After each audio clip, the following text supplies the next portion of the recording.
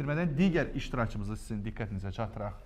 Növbəti iştirakçımız Qədimov Turan Elmin oğlu Dağlardan Aşdım xalq mahnısını ifa edəcək. Bakı şəhəri Şövkət Ələkbərova adına 20 nömrəli musiqi məktəbinin şagirdidir. Müəllimi Səlim Nəsirlidir. İştirakçımızın 9 yaşı var, əslən Şamaxı rayonundandır. Eyni zamanda Turan Uşaq Dövlət Filarmoniyasının solistidir. Bədii rəhbəri Gönçə Mehdiyeva, müəllimi isə Elbruz Niftəliyevdir. Buyurun Turan, sənin ifanı dinləyək.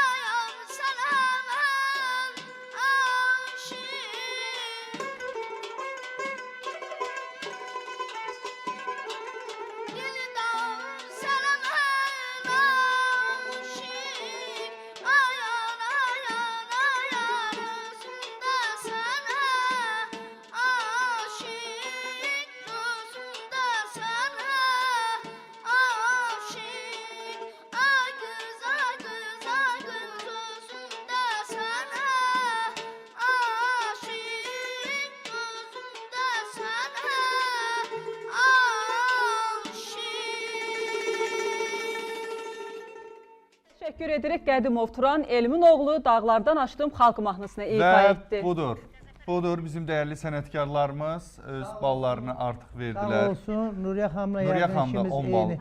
qiymətləndir. Bir sözümü də Aha, deyim. Mən buyurun, öz sözümü buyurun. deyim. Qısa Sağ olaraq. olsun onun müəllimi və Səlim Nəsirli həm də çox gözəl müasir gənc şairlərimizdən biridir. Mən onu efir vasitəsilə salamlayıram. Onun qəzəllərini biz oxuyuruq, tələbələrimizə aşılayırıq, həm də gözəl təsnifləri var. Bəli. Buyurun. Buyurun. Nuriye. Efendim, kısa Fikrim olarak odur size. ki, bax bu dağlardan açdım, düzə qoymadılar. Təsnif özü o qədər həm qəliz, həm gözəl, həm axıcı, həm belə ürəyə yatan, sanki bir muğam dəstgahı oxuyursan. Bəli. Belə bir təsnifdir. Mən belə bir deyərdim ki, təsnif oxuyub sadəcə içində balaca Şahnazı sadəcə belə Bir balaca ilə. bir balaca oxumaq, çünki uşaq yorulur. Əvvəl Şahnaz o, hə, mən elə gəlir ki, çünki muğam mahnını ört-basdır eləyir, yox eləyir. Nuriye xanım Onun üçün neçə balla Elə 10 qiymətləndirəcəksiniz? balla. Təşəkkürümüzü bildiririk. Dəyərli fikirlərinizə görə, tövsiyələrinizə görə minnətdarıq. Çox sağ olun və ümumi olaraq 40 balla biz balamızı yola salırıq.